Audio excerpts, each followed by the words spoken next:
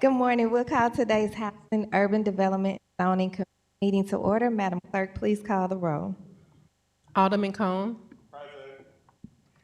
Alderwoman Schweitzer. Present. Alderwoman Keys. Vice Chair Sonier. Alderman Browning. Alderman Aldridge. Chair Clark Hubbard. Here. Alderman Browning. Alderwoman Keys. Vice Chair Sonier. We have 4 present. We have a quorum. All right, with that, I'll accept the motion to approve the minutes from Tuesday, September 9th, 2025. So moved. It was moved by Alderman Cone and seconded by Alderwoman Schweitzer that we approve the minutes from Tuesday, September 9th, 2025. Madam Clerk, please call the roll. Alderman Cone. Aye. Alderwoman Schweitzer. Aye. Alderwoman Keys. Vice Chair Sonier. Alderman Browning. Alderman Aldridge. Present, aye. Chair Clark Hubbard. Aye. Alderwoman Keys. Vice Chair Sonier.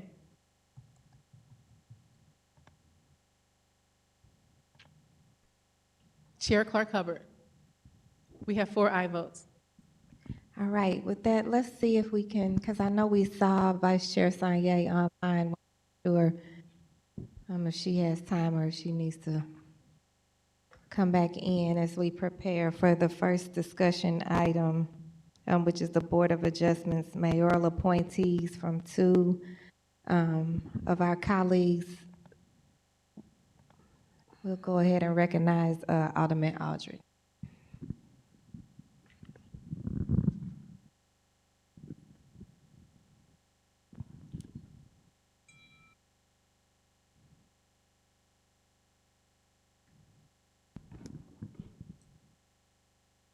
Thank you, Madam Chair and members of the HUD's committee. Today, I bring in front of you for the appointment of the Board of Adjustments Committee is Ms. Deneen, and honestly, her resume speaks for itself.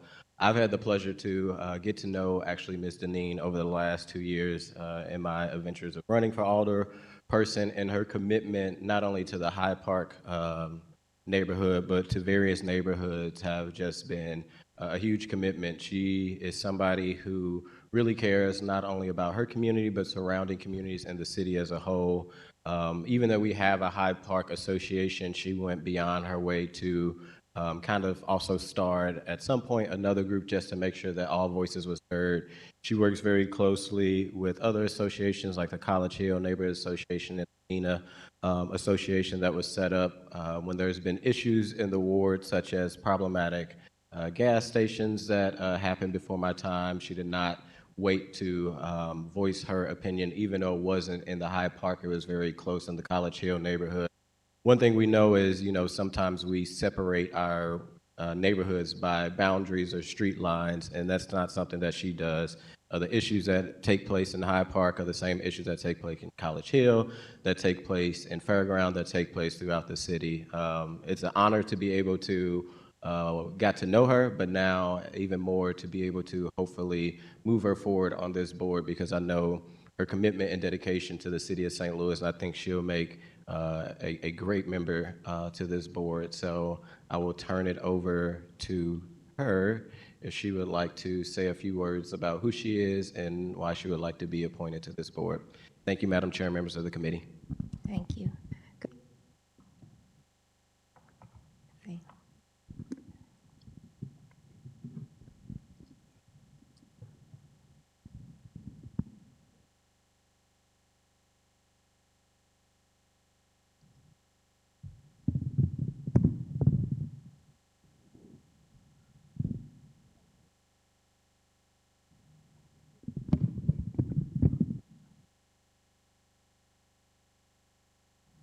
Good morning, ma'am.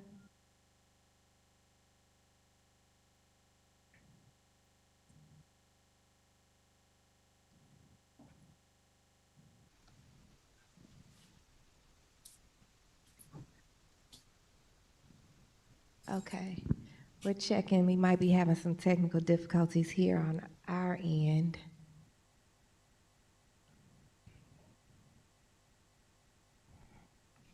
Press 1. To send a voicemail, press. Can you hear us now, Ms. Deneen? Hello. Hi, Ms. Vaughn. Ms. Vaughn, can you hear us? Yes, I can hear you. Can you hear me?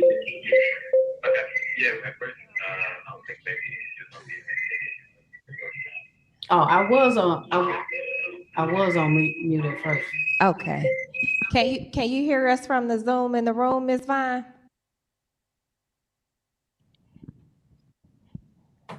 Ms. Vaughn, can you hear us from here in the room? Can everybody hear me?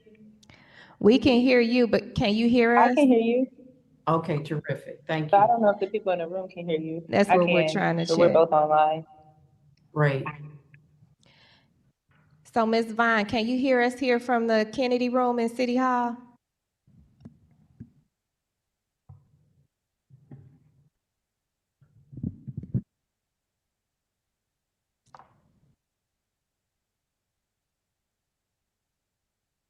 So we probably need to maybe see what's going on that she can't hear us.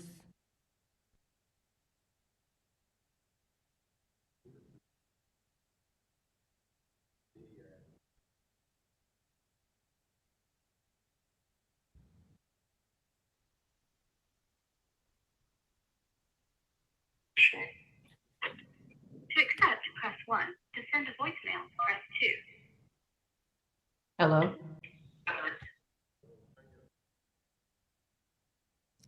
Can you hear us trying to speak to you from the room, Ms. Vaughn?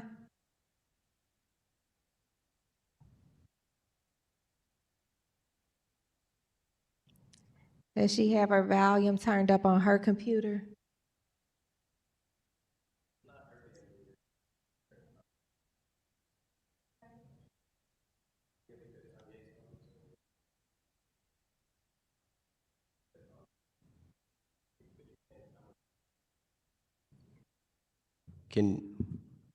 Can you hear us? You can't hear us, probably. No, I can't hear you through the computer. Her volume's up. She can't hear us from the room to the Zoom.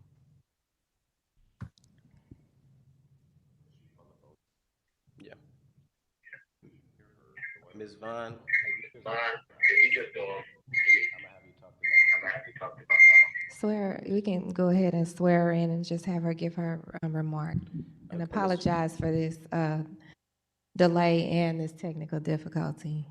Ms. Vaughn, can you raise your right hand? The chairwoman's going to swear you in. Swear to tell the whole truth and nothing but the truth. You swear to tell the whole truth and nothing but the truth? Yes. Okay. I just gave you your high praise of how amazing you was. We'll go back on YouTube so you can be able to see. But at this moment now, they're just going to hear from you, talk about your interests and some of the great work that you've done and why you want to serve on this. And you don't have to turn your mute on. You're just going to talk through my phone. Okay. I hope everybody. Okay. I think you all have my resume. I really hate doing resumes. I think it ever tells you who I'm with. I will say, one thing I definitely would like to add is the joy of my life, being the mother of my 15-year-old son, who has actually even changed my life. I am a resident of Hyde Park. I've lived here for now 4 years, and I never thought that I would ever want to do as much as I have actually desired to do for community before moving into Hyde Park. And so that has basically set everything in motion for me pertaining to community and my, I guess my thinking of myself as an individual that could contribute and serve St. Louis City. There are many things that we need in St. Louis City, especially in North St. Louis. And I believe that my experience, in which I would say nothing really counts, okay? Nothing really counts, but my desire to be a part of this it just really stems from my passion and my advocacy for community. I had no idea that so many things were needed in North St. Louis, nor did I really think that I could be an influence in many of those things. So being involved in community and starting my nonprofit Hyde Park Community Collaborative in 2023, I would have never thought to do that had I not lived in North St. Louis. I also was on the Strategic Land Use Planning Committee, which I loved. I enjoyed that very much. I love digging into things that are not necessarily black and white. And I love collaborating with people with a multitude of experience, knowledge, and desire to serve. So in this role, I am just simply excited about growing in my knowledge and understanding about things that I just don't really know much about. There's not anything that I would say that I've ever done that I was ever qualified to do. But the one thing that I can tell you is that when I get involved in things, I find out how they work. And then I grow in my knowledge and my understanding, and I do the best work that I could possibly do.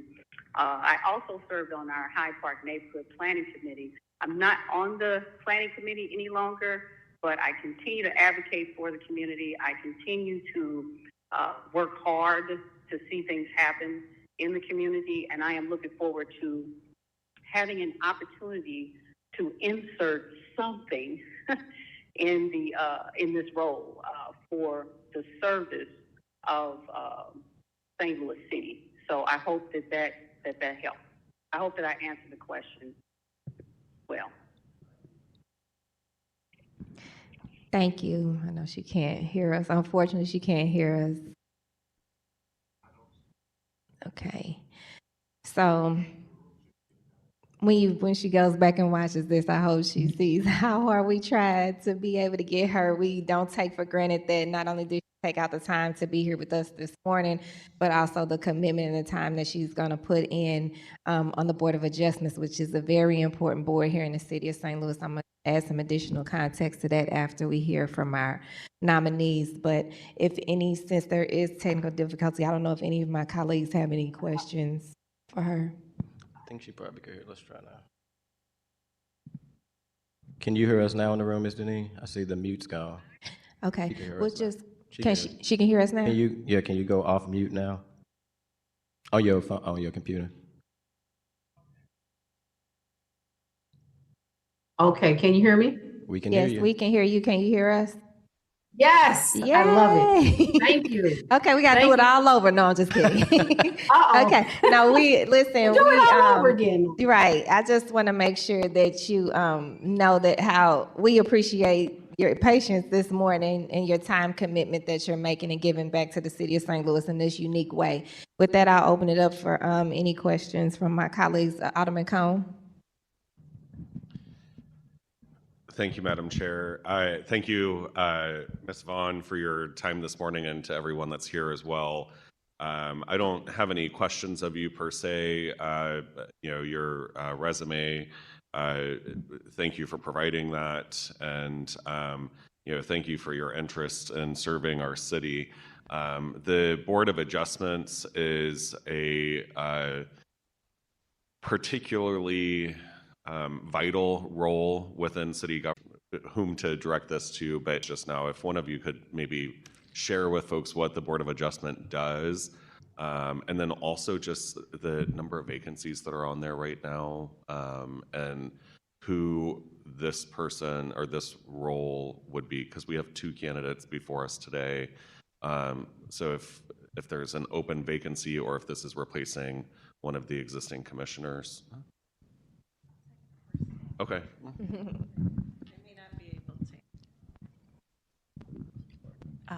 Mary Hart Burton, zoning administrator in the building division.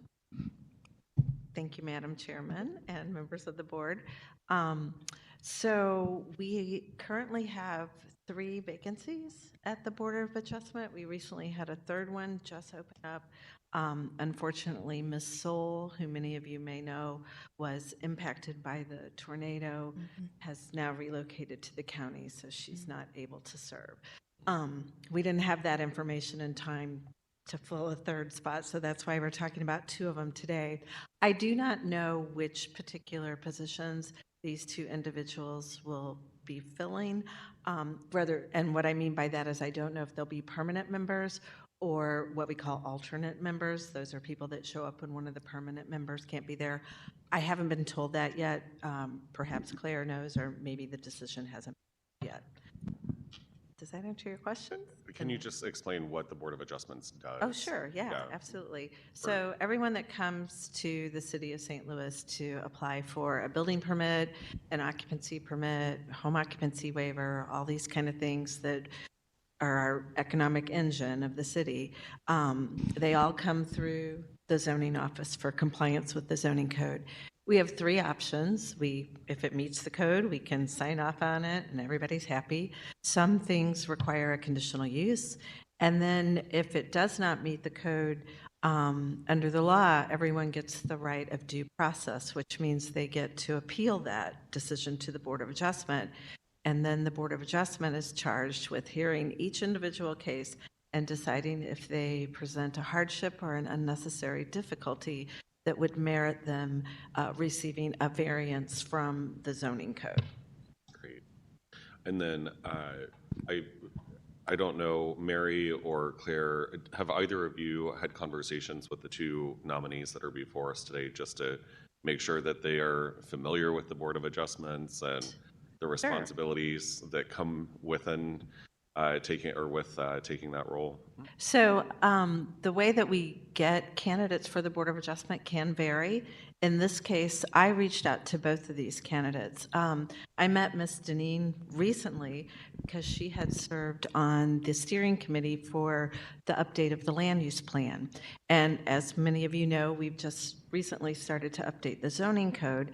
And so the consulting team thought it would be good for the zoning staff and the planning staff to hear what the committee from the land use plan did. And Deneen was one of those people on the committee. She came. I was really impressed to listen to her. She's very passionate, not just about her neighborhood, but about her city.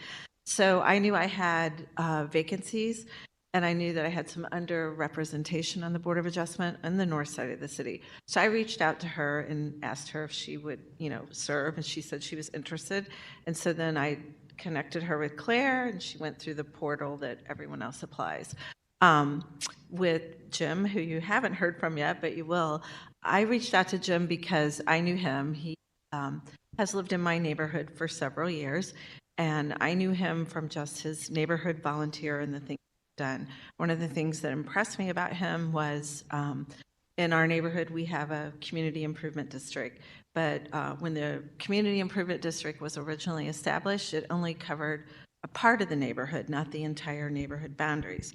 I lived in the boundaries, Jim lived out. Jim came to the SID board because he saw the benefits that property owners within the SID boundaries were getting. He came to the SID board and wanted us to expand the boundaries. We said at the time we were going through a pretty hefty street improvement program, traffic calming program that's still going on. But the board didn't feel like they had the time and the energy. If any of you have worked on establishing a SID, there's a lot of time involved. And Jim said, that's okay, I'll do it. So he and his wife did it. They ran it. They were successful. The SID was expanded, and they actually got a higher percentage of petition returns than we did when we did the original SID. So I reached out to him and asked him if he would be interested. He said he was, and he applied, and here we are today. Wonderful. Thank you for the additional context. And with that, I don't have any further questions. And again, Ms. Vaughn, thank you for your interest in serving our city in another capacity. And, Mary, thank you for the additional context and also how Ms. Vaughn came to the attention and, interest in this board and commission. So I don't have any further comments. Alderwoman Spicer. Thank you, Madam Chairwoman and members of the committee. I have had the opportunity to Ms. Vaughn through neighborhood involvement in my ward, actually, all the way in South St. Louis. She became involved in some of the discussions we've had in my part of the city as well, and so that speaks to her, one, ability to collaborate with people across the city, and two, general interest in the full city, which I think important for this role. Ms. Hart-Burton did a lot of the background questions that I had, and the one thing I would say is that the Board of Adjustment, one of their, I think, really crucial roles is the ability to balance both the neighborhood input that so regularly happens at those hearings and things like our land use plan or our, hopes and dreams for a neighborhood and what changes might be necessary or might be desired by other parties and certainly the petitioner. And I just wanted to know, Ms. Vaughn, if you've thought about that balance and how you might hope to strike that in your role, or just what your thoughts are on that. And Mr. Dallas, I'll ask you the same question, so just be ready. Thank you. I think it's very important to engage community in the decisions that affect community. And one of the things that I find is that many of us in community are often left out of the equation. So I believe that things that are being done as they work through the processes, that they need to be serious about engaging the community, which was really why I enjoyed the strategic land use planning process, because it engaged people. And many individuals had not really even thought anybody would even care about what they have to say. But when they gave their input and they got to the table, they understood that, yes, somebody does desire to know what I think. So collaboration and also those components that would come into play that would connect communities, because we have, if my memory serves, 79 neighborhoods in St. Louis City. I'm not sure if that number is still right, so don't think that I'm just ignorant, but I know I heard that number before. And so many of our neighborhoods are so-called separated by boundaries, but it doesn't mean that we're just stopping right there. We have to have a broad approach to things in St. Louis so that every neighborhood would get what it needs, that every neighborhood would be considered in everything moving forward. We just can't leave any neighborhoods out. So collaborations across boundaries are very important, and also thinking about every specific neighborhood. The people in the neighborhoods understand their neighborhoods better than many of us do that don't live in there. So a very collaborative approach, but a very engaging approach is very important. I hope that answers the question. Thank you. And I think your experience working on the plan is helpful. And I know that that's obviously going to inform our zoning update, and I think it will be an important lens as well, because it is a balance of what the land use and uses are for a spot and what the neighborhood wants it to be. And I think that listening to the community voices is just so important. So thank you so much for that, and I look forward to supporting your nomination today. Thank you. Thank you. Vice Chair Sanye, did you have any questions or comments for Ms. Vaughn?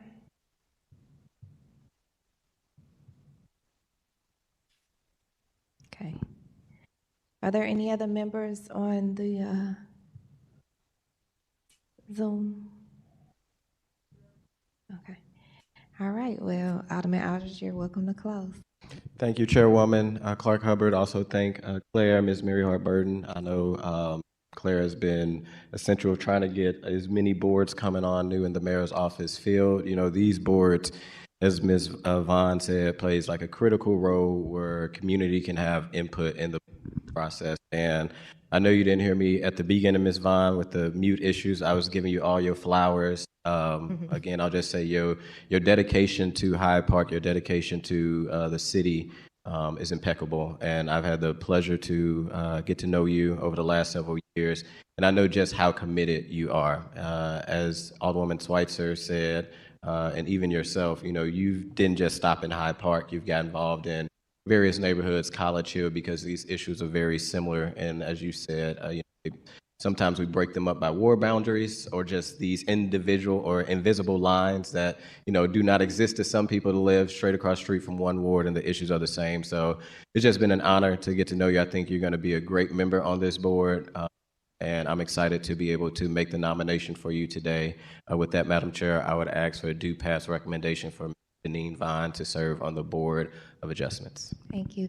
So, Ms. Vaughn, I'll just tell you, just so you know how this goes, we don't technically have to vote on you. We will, because we want to show our support. We appreciate you coming out today. We could have passed this on the floor, but again, having this additional time to connect and share on both sides of the role of this, I think we all now think is important as we move forward with these. And so we do this as not only courtesy, but consideration. So I think that we will say that we're passing you with a do pass with support. All in favor? Aye. She didn't answer when we got her. Aye. Aye. So thank you, Ms. Vaughn. What'll happen is on Friday, Alderman Aldridge will bring it back up on the floor, and we will be excited to support your nomination then. Thank you again. Wonderful. Thank you guys so much. It is a privilege and an honor to serve St. Louis City in any capacity. Yeah. And this one is just a bonus for me. So thank you so much. Thank you. Thank you, Ms. Vaughn. All right. Alderman Aldridge, did you want to take the next one too as well? Okay. Thank you, Madam Chair, members of the committee. Yes, so the next one is Mr. Jim Dallas. Also, I know we all received his resume. And many of us may know him. He is in the 8th Ward. I'm stepping in the shoes of my downtown sister, Alderwoman Cox Anthony. But he's also somebody who has shown a commitment to the city. If it's been the SID that he's done in Soulard, he has, I think, just like Ms. Vaughn, is going to bring a wealth of knowledge from where he resides. And these two, I think, are just going to be two workhorses that we need on the Board of Adjustments and being able to support our city employees. And with that, Madam Chairwoman, I'll bring up Mr. Dallas. Welcome, Mr. Dallas.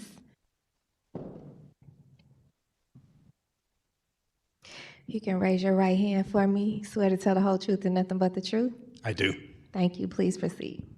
Thank you. Thank you, Alderman Aldridge. Thank you, Alderman Clark Hubbard.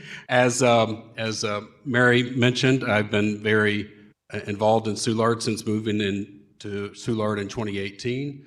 I served as president of the Soulard Restoration Group with a 3-year term, but a 1-year term for president. That involvement made me passionate about helping out Soulard. I did lead the expansion of the Soulard SID last year, which was a lot of work. And I'm very proud of the work that myself, my wife, and a woman named Nancy Lambert, who also helped us out on that effort. And I worked closely with the SID board, for which Mary is a board member. You may recognize my name from the special election for 8th Ward Alderman a couple of months ago. I was on the ballot. I was the first to turn in all my petitions to be on the ballot, which was another monumental effort, but I was able to succeed and get on the ballot.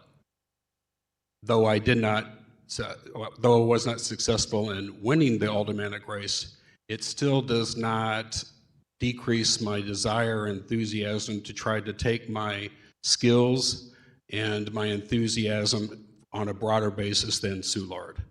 That was one of the reasons I ran for alderman for the 8th Ward, to try to expand my skill set and bring that to the 8th Ward. And here I see this opportunity to do the same thing citywide. I am an actuary by profession. I retired in 2020 from Reinsurance Group of America, which is located in Chesterfield. So I have a strong business background. That, along with my neighborhood advocacy, I felt made me a good candidate for run for alderman, and of course, a good candidate to serve on the Board of Adjustment.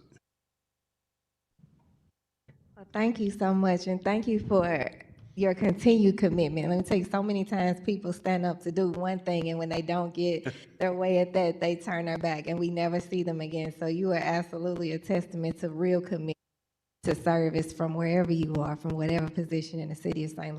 We appreciate that. Thank you. Alderman Cone.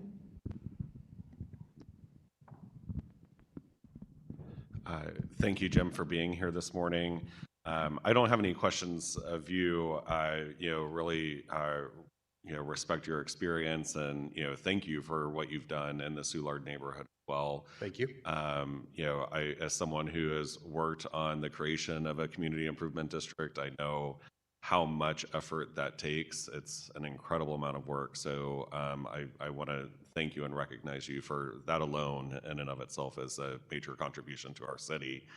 I do just want to ask, I think Claire, you might be the more appropriate person for this, but part of the reason we end up having these referred over to committee is partly because the alderwoman from the 12th is always concerned around representation.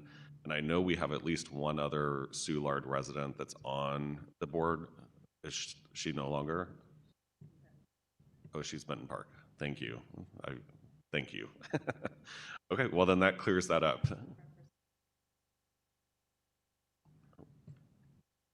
We are required by the ordinance to have a licensed architect and a licensed real estate agent, and so she is technically the Fills the role of representative of the real estate agent. Great. Thank you, Mary. So, I'll echo the sentiments that I shared with Ms. Vaughn. This is a particularly busy board and has a huge impact on the neighborhoods throughout the city. So, and meets for long periods of time as well. So anyone who's interested in serving, I commend you for wanting to take that on. With that, I'll defer the rest of my time. Alderwoman Schweitzer. Thank you, Madam Chairwoman and members of the committee. Mr. Dallas, thank you for being in front of us. I know we communicated a little bit during your campaign, just when there's been issues in the ward. I know Alderman Cohn and I kind of being neighbors of the 8th Ward, got to know it a little bit better while there was a vacancy in that seat. So thank you for all you do to lead the ward. I don't know what our city would be without its neighborhood leaders. I really, truly believe that because of how much effort you all do as volunteers. It's just so necessary. So thank you for that and for running and for being here now to serve on this board. As I asked Ms. Vaughn, there is a balance, I think, in boards like this when you're making decisions for, really big decisions about whether a property can be used, a parcel can be used for something that's outside of the zoning code, outside of the permitted by right use, outside of the conditional use. That does affect or can affect, a neighborhood. And so I'm just interested in hearing, your perspective on balancing the community input and needs and desires when they come and present to a board like this, either in support or against, and how you would balance that against what you know of, our zoning code and the St. Louis land use plan. And hopefully in the future, the Board of Adjustment is hearing less things because our zoning code is updated to be more reflective of appropriate uses, but it still won't be necessary. So I just wanted to hear your perspective on that. Absolutely. So as an actuary, you might guess that my first starting point will be, what's the code say? What does the regulation say? And I will get guidance from Mary and her staff, but that's always going to be as my first inclination as to what does the code say. But at the same time, I recognize that all of these issues are going to impact the neighborhood. I've already experienced that some as president of Soulard Restoration Group. There were many instances where there were issues that came up regarding the historical code and people who wanted to do things under the Soulard Historical Code, and the communications were supposed to come from the president. So I would push back on our plan review team. Why do you see it this way? Why do you see it that way? Do we have some flexibility here? So I already have experience of stepping back, starting with what does the regulation say, and how, the position of either the Board of Public Service or the building commissioners, what is their viewpoint, and why this come before the Board of Adjustment to begin with. But I will always step back and take a bigger picture, take a look at the bigger picture, and also recognizing that the zoning code is subject to change within the near future. And I will stay on top of where those discussions go with the drafters of the new zoning commission, so I can get insights of where we might be heading as I look at issues that come before the adjustment. Thank you. It's a wonderful answer. I appreciate it. And I look forward to supporting you here today and on the floor on Friday. Thank you so much. Great. Thank you very much for having me here today. Thank you again. Are there any colleagues on the Zoom, Madam Clerk? We have none. Okay. Alderman Aldridge, you're welcome. Thank you, Madam Chairwoman, members of the HUD committee. Again, I think Mr. Dallas' resume and his history, and I think his wealth of knowledge of city is going to play a huge asset to this board. Today, we got two great candidates that are going to be volunteers, but are taking the time to do this work because they love the city, they love their neighborhood, and they want to see the betterment for it. So from us, I want to say thank you. I know from the HUD's committee, we really appreciate you both stepping up. With that, Madam Chair, I would actually do pass a recommendation on Mr. Jim Dallas. All right. So we're moving you along as well in support here from the HUD's committee and look forward to supporting you on the floor on Friday as well. All in favor? Aye. Okay. All right. I asked Ms. Sapa to be here as well. She's our head of civic participation. People hear me always talk about how I love for people to participate in committee, but also participating on boards and commissions is another great way and very impactful way to serve the city of St. Louis. Ms. Saul, who was mentioned earlier, if it was up to her, she would never have left the Board of Adjustments, nor her beloved Academy Sherman Park, or her beloved city of St. Louis. That's one of the heartbreaking conversations we've had to have after May 16th. And losing her, we got to honor her, and then everything happened. We just honored her for this, so it's kind of, I want to publicly again thank her for the over decades of work that she did on the Board of Adjustments, and I hate to lose her, and we stay in contact with her family, but it's just a lot. So I wanted to make sure that people know if they want to, since that was mentioned, that seat will be, we share, one, how the participation, what that looks like, what it looks like to engage with you, because it starts with you, and then take it from how, if they want to contact either of you afterwards to serve with it, how they would be able to do that. Yes, thank you, Madam, for allowing me to be here. My name is Claire Sapa. I serve as head of civic participation. I know some of you. And I started maybe 2 months ago, and it's been 145 boards. It's a lot to work on, but people can call me. You can find on the website the boards and committees all listed. They all have different requirements, different needs, like the Board of Adjustment, she said. They're somebody from building, from different backgrounds. So I'm always happy to work with people to work them through the process. You can apply online. I always recommend people to go and look through each board. It's a little overwhelming, but to find one that fits your interests and to apply, and to always reach out to me, and I'm happy to also work through some of the boards if there's that they might interest them and guide them to the right one. But then once they get their application in, it's approved by the mayor, and for a SID or SPD, it has to be approved by the alderperson of that ward, and then it goes to the full board for a vote. And I always connect with them, let them know where they're at in the process, and so yeah, and then once they're appointed, they have to take their oath of office, which I am hopefully going to have a big swearing-in ceremony so we can increase the rate of oaths, because I know that there's a backlog of people who haven't taken them. So it's important to take your oath of office because you're on behalf of the city. So that's something I'm looking forward to doing. And yeah, that's any other questions? Thank you so much for everything you're doing as we move these boards and commissions forward, and for connecting with us not only this way, but I see you out in community. I see you showing up and engaging and encouraging people to participate and show their support for their city this way. So thank you. I don't know if many of my colleagues have any comments. Okay. All right. Well, Ms. Sapa, would you say, can you give just your website and your, your website and your phone number? My phone number is 314-622-4304. My email is sapac@stlewis-mo.gov. And unfortunately, it's kind of hard to find the Boards and Commissions website. I recommend people to Google it, St. Louis City and Boards and Commissions, and it'll come up. And you can call me anytime. I think if you search on there, you'll also find my contact information on the mayor's website. Thank you so much. And thank you, Mary, to Ms. Hartburton, our zoning administrator, for being here as well.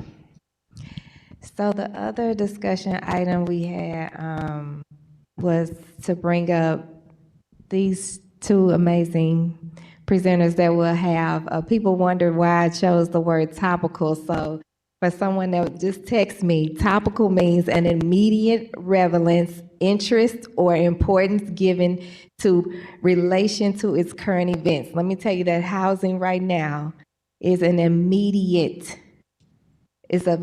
relevance right now. So me and Mr. Holloman served on a panel with the St. Louis Realtors where we saw and heard a lot of disparity. Many of us shared in the ribbon cutting at Peter and Paul last week, where we not only celebrated that, but also were made aware of some disparities. Me on the ground in the 10th Ward see the disparity and what's coming forward, and as we go into a different season and different needs that we need to meet. And so I was talking in community, and they didn't even know that our under Julian Nix and our recovery office, Mayor Spencer's recovery office, that we have a housing task force, which is, to say that nothing's being done, but clearly there's work that's being done. I wanted to capture the opportunity here in HUDs to be able to share that work, not just with me and my colleagues, so that we can make informed choices as we move forward on how we can best meet this need, but also for the public so they can see the work that you all are doing too. So, of course, I reached out to Director Pfeffer, who in CDA, it does a lot of the housing, the bulk lion's share of the housing planning here. And he said, hey, I already have information ready. And I was like, well, that's what we need.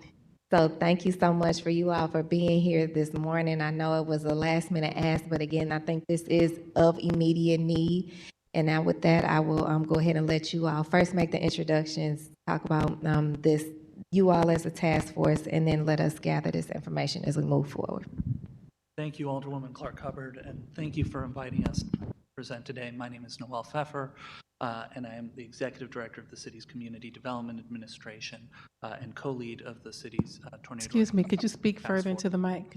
You can pick it up. Yes, absolutely. Is here. this better? All right. Let's do that. Pleasure to be here, and really thank you for the invitation. We want to make sure that what we're doing is being shed light on for the community so that we know how to better respond, and so that you guys can assist in the planning and the further development of how we provide services. My name is Dylan Holliam. I also co-lead the Housing Recovery and Restoration Disaster Recovery Office along with Noel Pfeffer, so I'm excited to be here and share some updates. Thanks, Dylan. And just for a little background, the city's Housing Recovery Task Force is made up primarily of all the city departments that engage in housing work. So that includes CDA, it includes SLDC, it includes the Planning Department, it includes the Department of Human Services, the Building Division, the St. Louis Housing Authority, and also some of our partners like the Red Cross and the United Way and the Urban League and many others. So it's a coordinating entity. It's one of the 5 task forces that the mayor's office has stood up to help drive recovery efforts. And Dylan has really been co-leading it since more like day one, or as soon as it was created. I was just asked to step in and co-lead alongside Dylan a month or so ago. But there's a lot of essential work going on, and then also a lot of needs that remain ahead of us. So with that, we'll go through the presentation and just a little roadmap, if I can get my clicker to work, is we're going to start by talking about some of the prior conditions in place in the impacted area. Essentially, a theme that you're going to hear over the course of this presentation is that there was a crisis before the crisis with respect to housing in the tornado impacted area, and there's going to be a crisis after the crisis as we come on to winter in the coming months. So we'll talk a little bit about the prior conditions. about tornado impact, about the housing needs today, about the work that the task force and the city is doing to drive recovery, and about some of the remaining needs. So with that, I'm going to zoom through the first 3 slides on prior conditions, but all this goes to show is, again, there was that crisis before the crisis. The impacted area, the impacted neighborhoods had lost about 11% of their population between 2010 and 2020 and had a significant amount of vacancy prior to the tornado.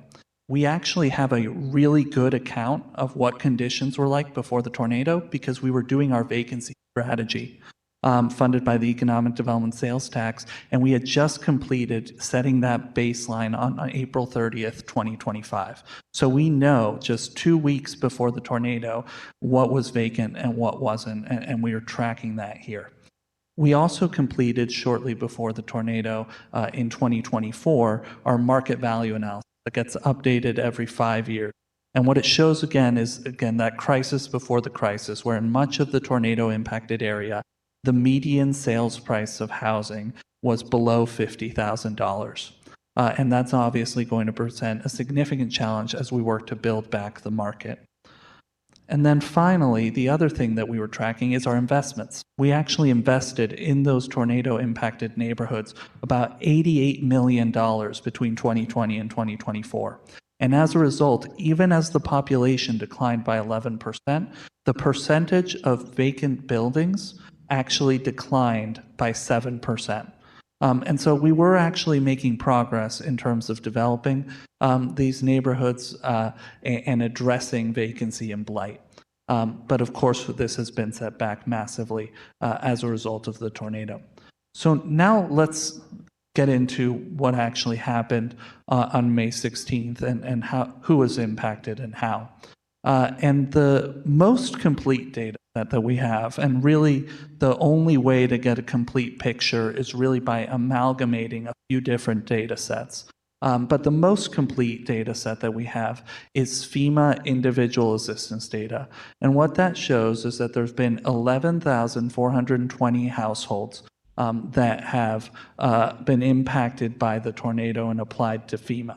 That's over 25,000 individuals. As I'll get to in another slide, most experts recommend assuming that FEMA misses between 15 and 20% of folks, and that's for a wide variety of reasons, whether that's because folks don't have leases in place, they're on subleases that are informal, whether they have title issues, whatever it is that means that they can't prove that they were in the impacted area, and therefore FEMA does not recognize that. Other reasons could be if they are undocumented or justice involved or have other reasons that they don't want to go to FEMA. And finally, some folks just don't think that they need FEMA's help, but they've still been impacted. And so all told, once you adjust that from that 11,000, it's closer to 14,000, which turns out to be about 10% of the city. The city has 140,000 households, a little under 300,000 people. We have an impact here of about 14,000 households and 30,000 people. Of those, about 5,000 have habitability repairs needed. And what that means is that 5,000 of those households, homes are no longer habitable as a result of the tornado. So that's what you might consider the red or yellow tag, but as we'll get into in the next slide, that's actually a little less accurate than what we're seeing here. And again, famously, FEMA is notoriously stingy in assessing what is habitable and what isn't, and so this too is likely an undercount. What we also see is that of the 11,000 plus families impacted, about 500 are homeless in a tent in their vehicle or unknown location. And then another 7,000 are still residing in their damaged dwelling. And of these, about 2,600 are uninhabitable. And that may be, it's obviously terrible, but it's at least livable today. It's not going to be necessarily in winter. In fact, it won't be. And that's where we're going to see a second wave of displacement take place for these thousands of families. Something I should note is that this current location data is collected when families apply to FEMA. So it is out of date a little bit to reality, and folks may be displaced further today or may have found alternative housing. And one of the priorities of the Recovery Office is doing a comprehensive follow-up on every impacted individual. But we don't have that data today, so this is the best that we have. And we also know from a lot of our partners on the ground that there are, in fact, thousands of families still living in their damaged and uninhabitable dwellings. The other note I'll make here is that about 45% of the impacted families are under 30% AMI, and that to date, FEMA has awarded approximately $23.5 million in housing assistance for a $1 billion disaster. So there's an extraordinary amount of unmet need. And finally, with respect to FEMA rental assistance, only about 10%, a little over 10% of folks have been awarded any rental assistance by FEMA, and only 74 individuals, and I checked this actually last night, but only 74 individuals have been awarded continued temporary housing assistance. That's FEMA's long-term rental assistance program. Those 74 individuals now have rental assistance through the end of 2026. We need to make a big push to get as many folks on there as possible because it's something that you have to apply for proactively. FEMA will not tell you that this is available. But with that said, there's a lot of eligibility barriers to continued temporary housing assistance. For example, if individuals received rental assistance and then spent that on other costs, they are immediately ineligible for continued temporary housing assistance. And that's why another theme that you'll hear over the course of this presentation is the need for local rental assistance support. And in fact, that's something that we see across the country when communities are struck by disasters of this magnitude, is that FEMA rental assistance, unfortunately, is not sufficient. There's a little detail here on the MoSave assessments, which are increasingly, at least for red and yellow tags, beginning to look like an undercount. And we know from experience a lot of cases where individuals who are not red or yellow tagged still have severe structural damage and uninhabitable homes, but it's still a useful data point as we try and calibrate the overall impact. And we do have an estimated universe of about 16,000 impacted buildings. So you put it all together, and we do assume, as I mentioned before, about 14,000 families impacted, about 30,000 individuals impacted, about 5,000 uninhabitable homes, and about 10,000 in need of repairs. And again, putting it all together in terms of there's thousands of households at risk of homelessness this winter. And we've had very dangerous winters historically in St. Louis. And this is looking like it will be potentially an order of magnitude worse as we expect to have thousands more displaced individuals. So with that, one of the things that we started doing, one of the first things is that we wanted to understand where the vacant buildings or where the vacant units were today, because we understand that there is FEMA rental assistance and individuals were having a lot of trouble finding vacant units because FEMA rental assistance is provided at fair market rents, which is, I think, for a single family, $934. And essentially, a lot of folks were having trouble finding units. And the thing to bear in mind, of course, is that the tornado impacted area, as I showed in the market value analysis, has significantly lower property values and rents than the rest of the city. And so individuals in that area were often paying well below fair market rent for the city, and therefore cannot afford the units that are available. And essentially what we learned, we've now received over 100 responses from landlords sharing their vacant units. We have an inventory now of over 700 vacant units across the city, and only less than 50 were under $1,000. The average was about $1,300. And we really appreciate our partners, including the United Way, Red Cross, Metro Housing Collective, many others, for their help both putting this survey together and issuing it to landlords and collecting this data. But what it showed is, again, this incredible gap in our housing market, which explains why so many families are struggling to find new housing, and why, in fact, on the previous slide, we showed only about 500 have found a new permanent rental unit or secondary residence. Although about 500 more have found a temporary rental unit. So in total, a little under 10%. As we move forward in the presentation, the next is really the heart of this. What do we estimate the needs at? And it's obviously somewhat overwhelming. And this 500 million is honestly a minimum number. It may well be over $1 billion with a $1 to $2 billion disaster. That would not be surprising. But this is what we feel we can pretty clearly quantify and explain. And it falls really into 6 buckets: rapid rehousing, shelter, home repair, rapid housing production, resettlement support, and long-term housing production. I'll talk about each of those a little bit. So rapid rehousing is primarily that deposit and rental assistance.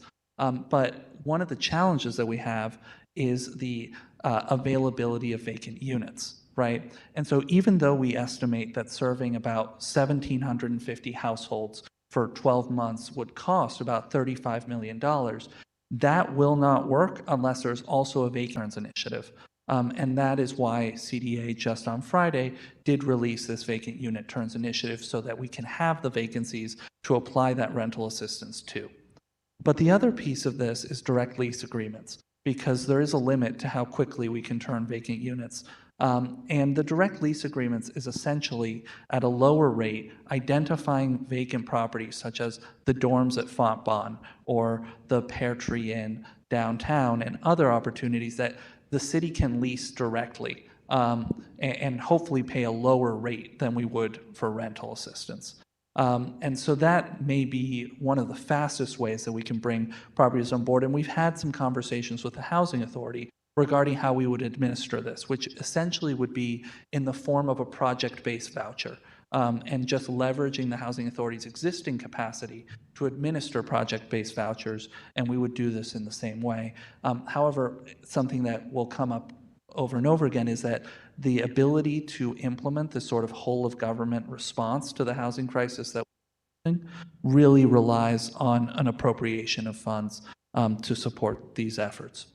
The next category here is shelter, which the Department of Human Services estimates that the need for mass shelter this winter, in light of the number of displaced households, we need to be prepared to house an additional up to 1,000 households this winter, and that will cost in excess of $15 to $20 million. Dr. Pearson has been doing amazing work designing a strategy for how we might house folks and shelter folks in a decentralized manner, where we are not concentrating that, but empowering churches and communities of faith across the city to wrap their arms around just 10 households and providing them funding and support to do so. But it will, like all of these options, be expensive. The other shelter option, however, which is even more expensive, is non-congregate shelter, that is to say hoteling. And it is currently serving as our safety net. We have since the tornado started, housed hundreds of families in partnership with the Urban League and Red Cross in hotels at a cost of about $125 a night. It's about 2 times as expensive as rental assistance, 2 times as expensive as shelter, but it's currently operating as that safety net. But the more that we can invest in these alternative pathways, the less that we need to rely on that. But at this point, it does remain an essential piece of that safety net. In addition, we have the obvious home repair and stabilization needs. And I should note, I'm not going to go through all the detail in this presentation. I'm going to stop at about slide 14. But there are 2 slides for each of these 6 categories detailing more kind of background on how we arrived at these cost estimates and what some of the implementation steps would involve. But with home repair, the need is at least for $250 million for the over 2,000 owner occupants with uninhabitable homes that need substantial structural repairs.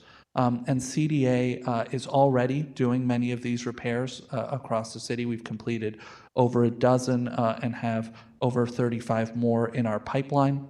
But it is highly expensive. It's essential work. And the other thing to note about it, however, is that it cannot happen fast enough to solve our winter problem. We may be able to do 50 or 100, subject to funding. And these are really expensive. The 35 or so that we have in our pipeline represent about $4 million of CDBG and ARPA and RAMS funds pulled together. So it is expensive, and it also takes time.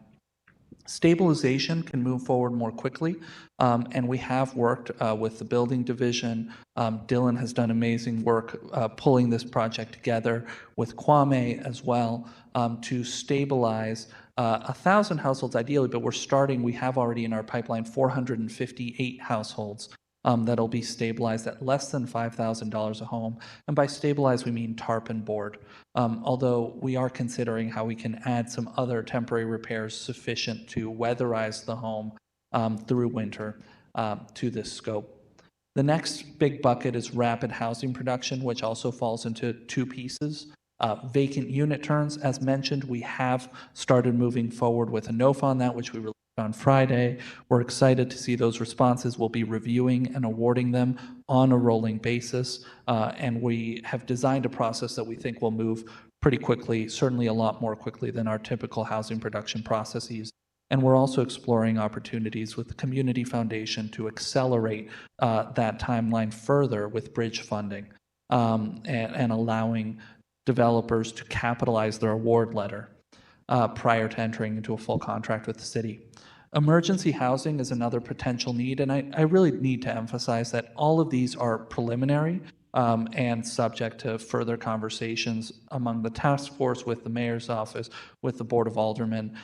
We just feel an obligation to present to you what the Housing Task Force sees as the essential needs and the ways in which funding could be deployed in an effective manner. It may not be possible to do all of these. We may need to identify a subset. And at the end of the day, we will implement whatever the Board of Aldermen appropriates. But emergency housing can take many forms, whether that is the most classic form is FEMA trailers, but there's also a wide variety of more innovative, modular, panelized, and other sorts of housing that can be deployed rapidly.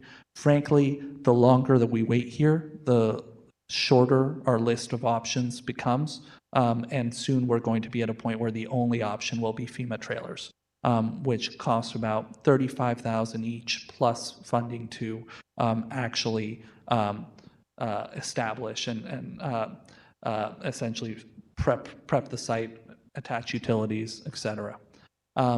But that would cost an estimated about $50,000 a unit.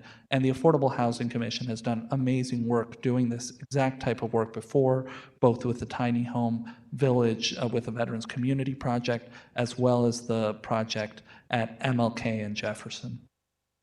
Resettlement support is the next big bucket, and that's essentially supporting folks whose homes have been totally destroyed and are not repairable or are structurally impaired to the point where it will cost $800,000, $500,000 or more to repair.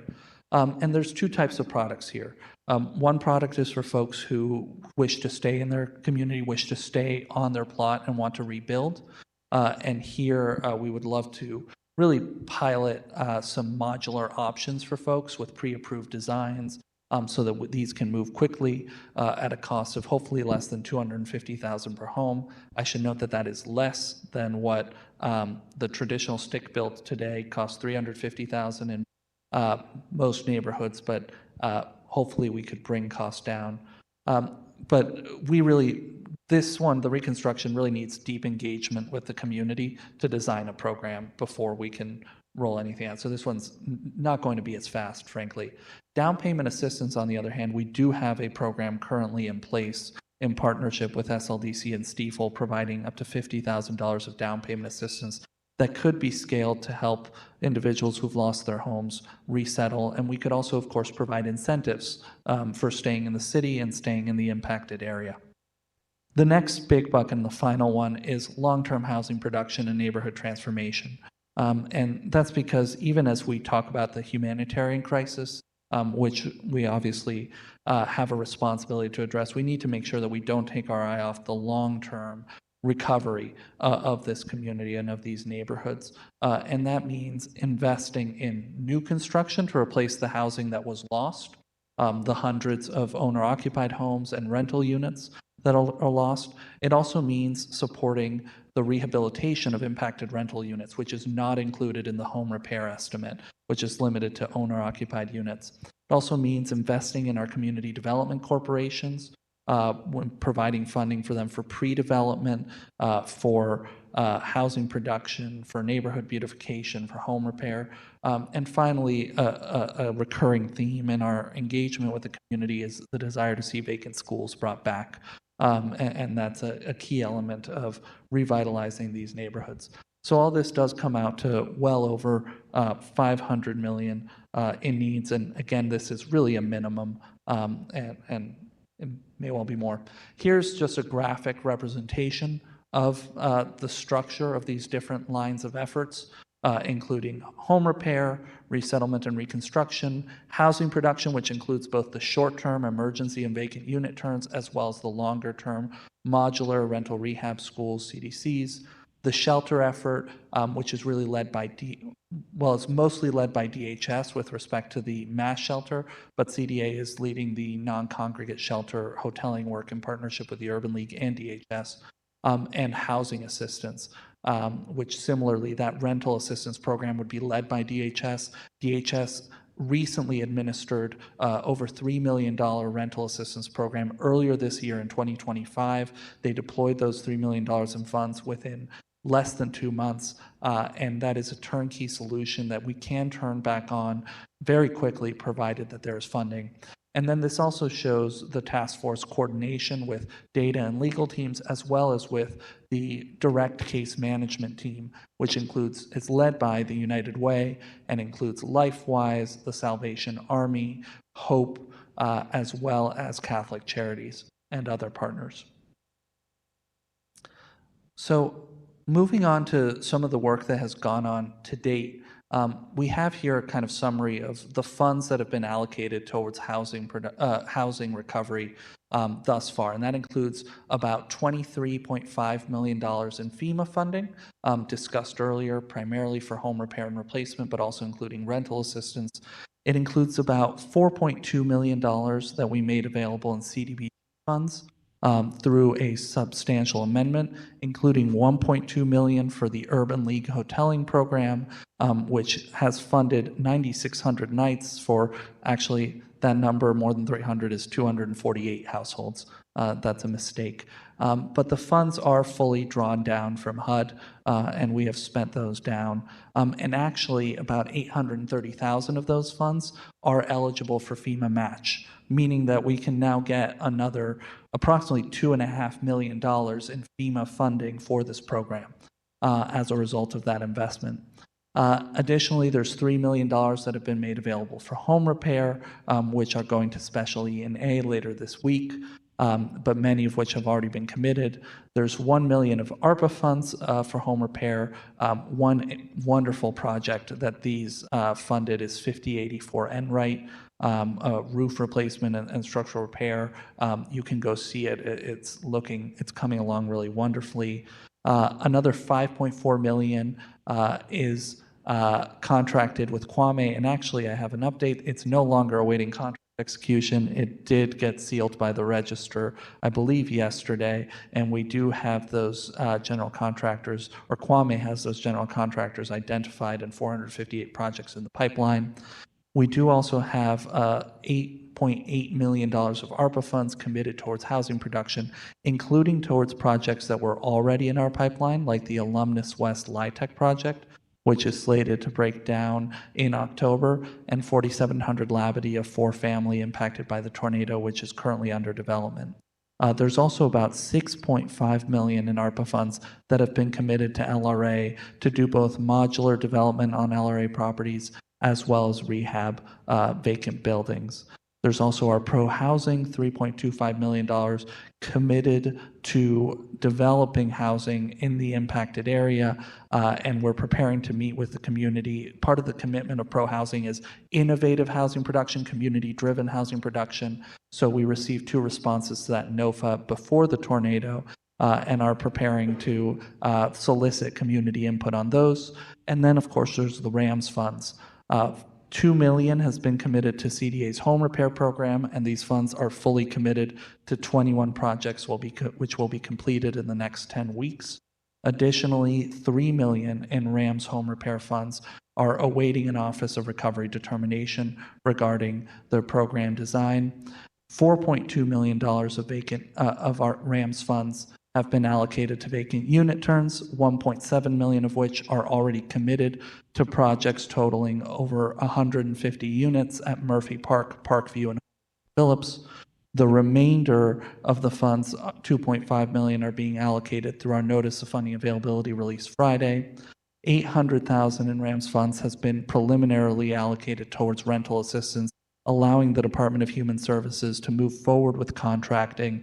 But this would be based on an outreach model for identifying households who really need rental assistance as opposed to an open portal call model, and would really only sustain a couple hundred families, but it's an essential first step.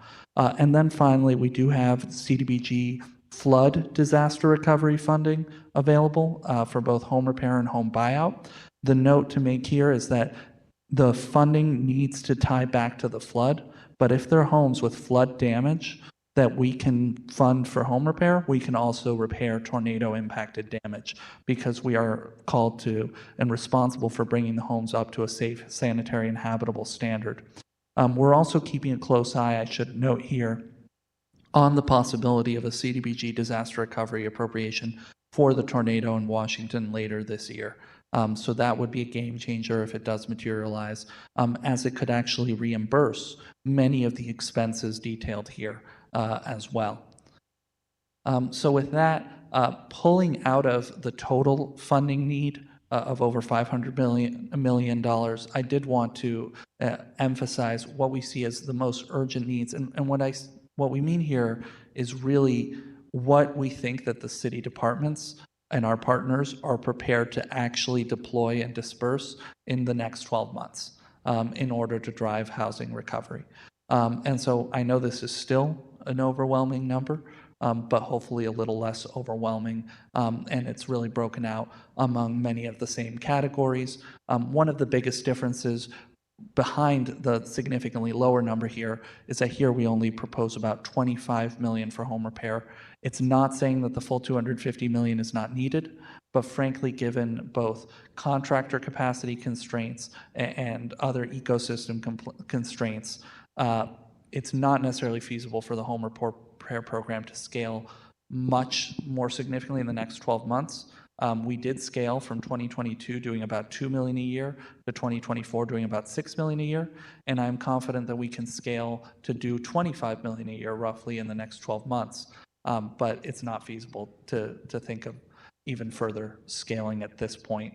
So it may not be necessary to appropriate all those funds, especially if a disaster recovery appropriation at the federal level ultimately comes in and can fund some of that longer term home repair needs as well.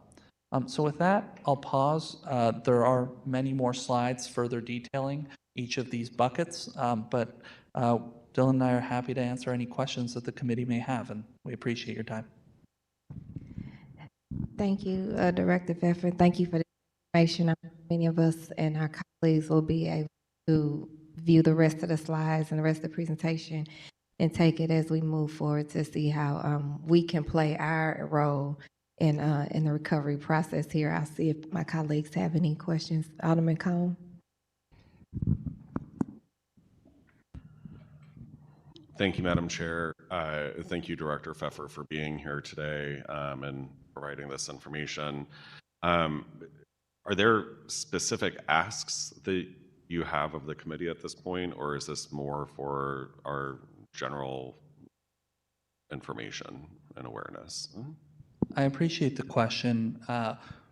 I think that it's not necessarily appropriate for us to provide those direct funding requests of the committee. What our charge is as the Housing Task Force is to identify the needs, and that's what we've shared today. And then we defer to the committee and the mayor's office for those deliberations. For example, we are totally agnostic as to where the funding comes from. All we are sharing today is what the needs are. So I hope that this helps inform the committee in those deliberations. Okay. And then with respect to, many of the, programs and needs that you outlined here, how are we moving ARPA funds to address these needs? It's a great question, and we have pivoted ARPA funds as much as possible to address some of these needs, as I detailed a little bit in a previous slide. But there's a significant limitation, which is essentially that ARPA funds need to fund projects that were obligated, contractually obligated, by the end of 2024. And so it's actually not possible to enter into a new ARPA contract with certain very specific exceptions. Those exceptions include a replacement contract where, say, we're contracting with one entity to produce 10 units of housing. They fail to do so. We can pivot it over to another entity doing 10 units of housing. We have actually done exactly that in certain cases. Another exception is where we can amend contracts that are in place prior to that were in place and executed prior to the end of 2024, so long as that amendment is for substantially the same scope and purpose as the original contract. So ARPA is really designed, the overall compliance framework is designed to require the city to obligate the funds contractually for defined purposes by the end of 2024, and then spend the monies on those purposes by the end of 2026. So unfortunately, while we have tried to exercise as much flexibility as possible, and the word we use is targeting ARPA funds. So in the case where ARPA funds were allocated or obligated for housing production, we can target them to housing production in the tornado impacted area. Same with home repair. We had ARPA funds appropriated for home repair generally. We can target them further into the tornado impacted area. But where ARPA funds are appropriated for something that is unrelated to the tornado, it is very difficult to change that.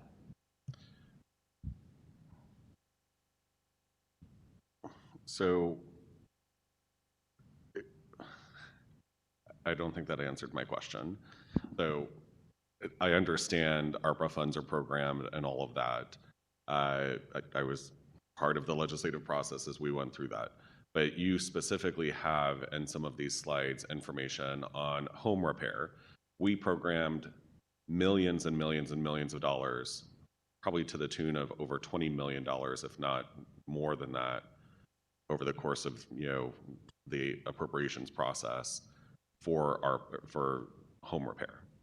So of the home repair funds that are out there, how many are remaining and how many can be targeted towards the communities that have been impacted by the tornado?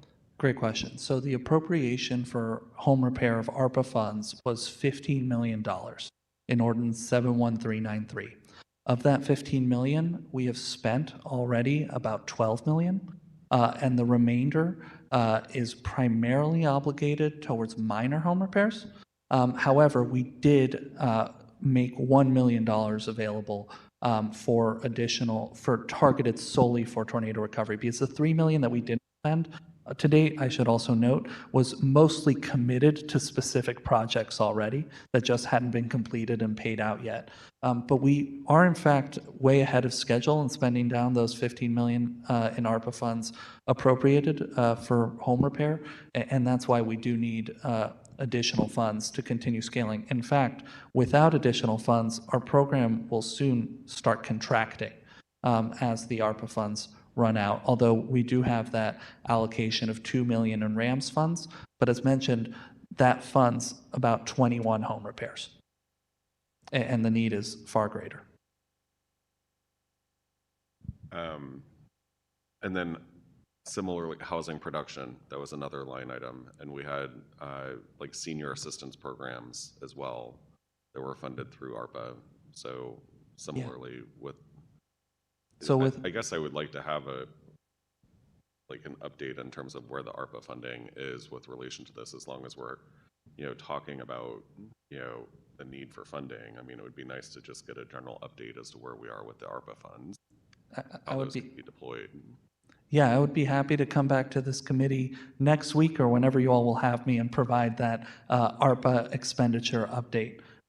But with respect to housing production, as you point out, there was a substantial amount of ARPA funding committed towards housing production, and we have been able to target about $8.82 million of that towards the tornado impacted area. However, that housing production work does take time, as you know, and is not necessarily as effective in driving the immediate humanitarian response. I also want to emphasize that the slide that I shared was limited to the funding that had been committed towards housing recovery. There's also a significant amount of ARPA funding that has been allocated towards debris removal, where it was appropriated for purposes consistent with that, specifically funds that have been appropriated for neighborhood beautification. I would have to dig into the senior services one. I'm not sure that CDA was administering those funds, so I would have to follow up with you on that one. Okay. Madam Chair, I mean, that would just a general, update on those, I think would be helpful for the. Yeah, I agree, and I think that, because I did hear from the mayor's office and the recovery office, and that they would like to come back at a later date and do an update to this, because we know that this is a very fluid and changing, not just the data, but the numbers and everything. So let's add that, I'm sure, to that, an update, an overall update, right, on the ARPA funding, so that we can, again, make better informed decisions down here on how we ask our asks, right? All right, Alderman Slicer. I didn't have any further questions. Thank you, Oh, ma'am. I thought you said, okay. Thank you, Madam Chairwoman and members of the committee, and thank you, Director Pfeffer, for coming in, or President, what's the right title? Executive Director. Executive Director, okay. There's so many different types of titles, and I always want to get it right, so thank you.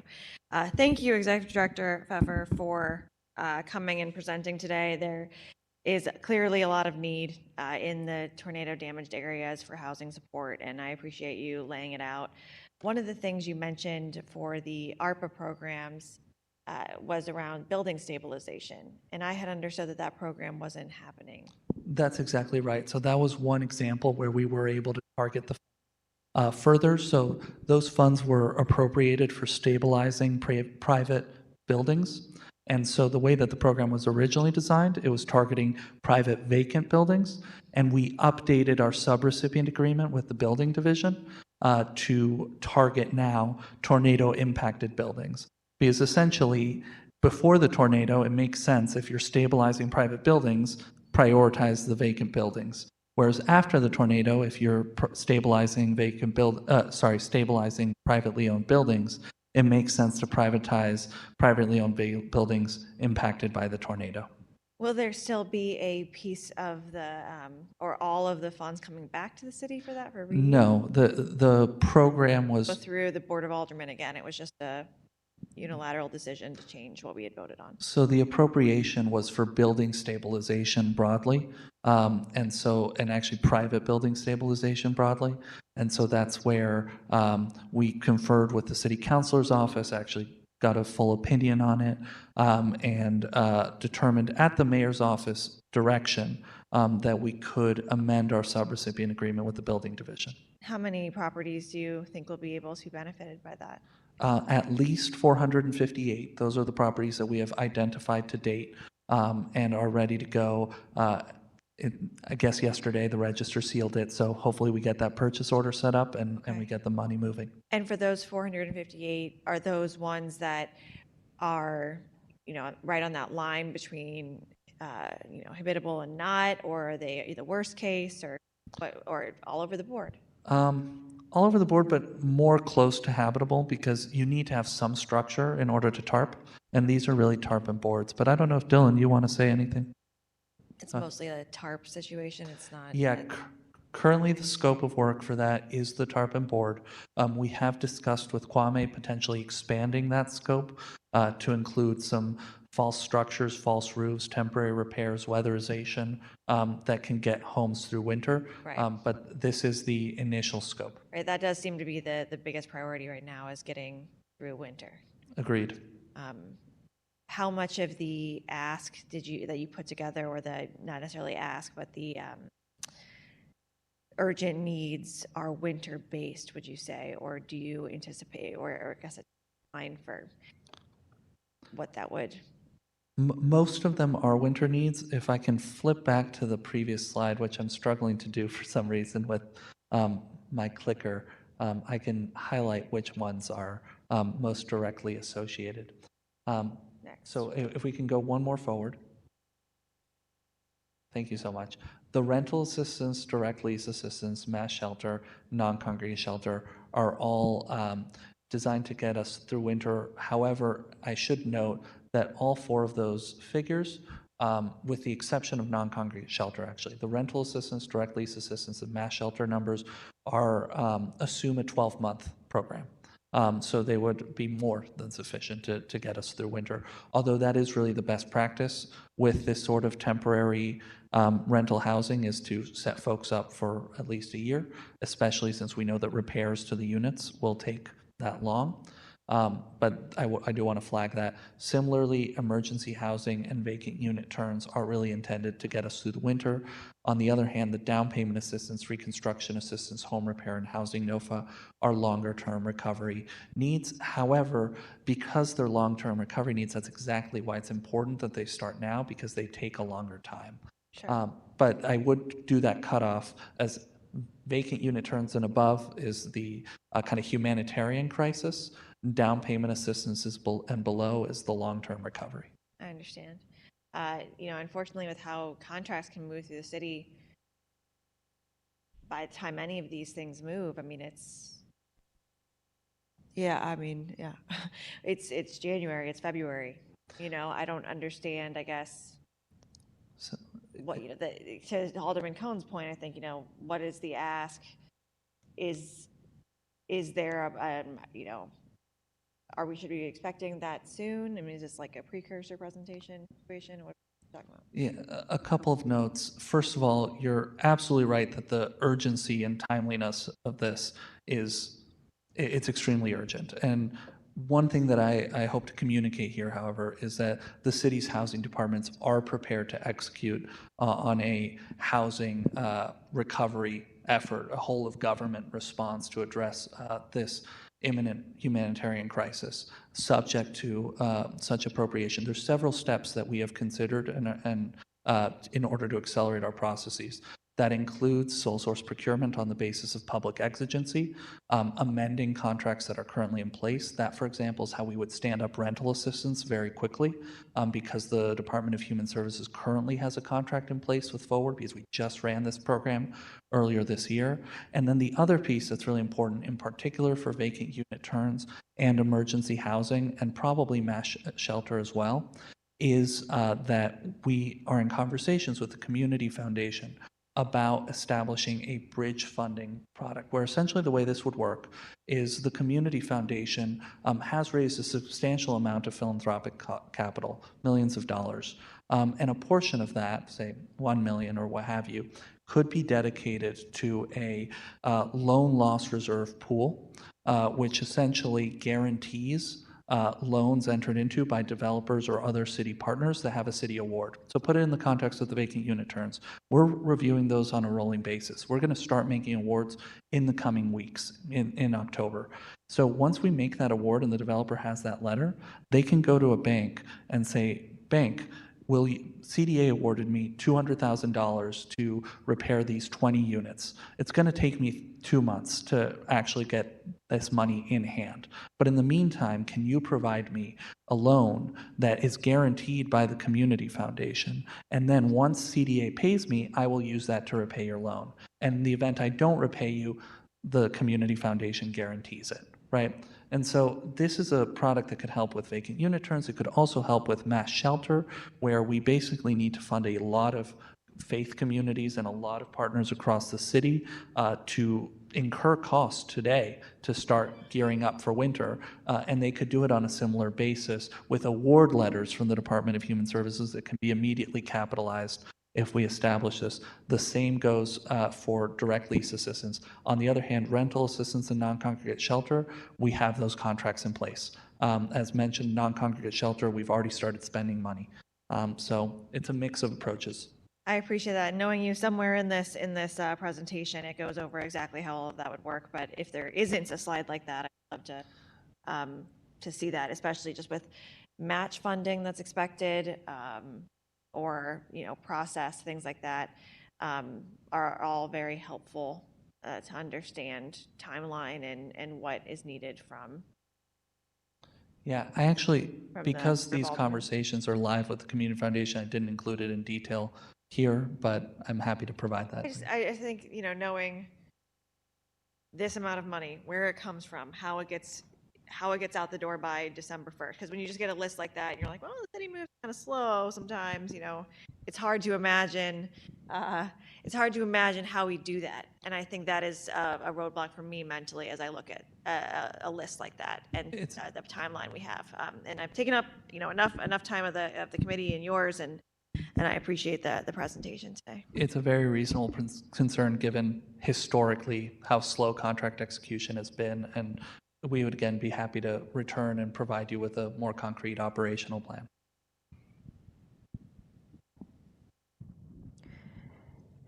All right. Well, thank you again.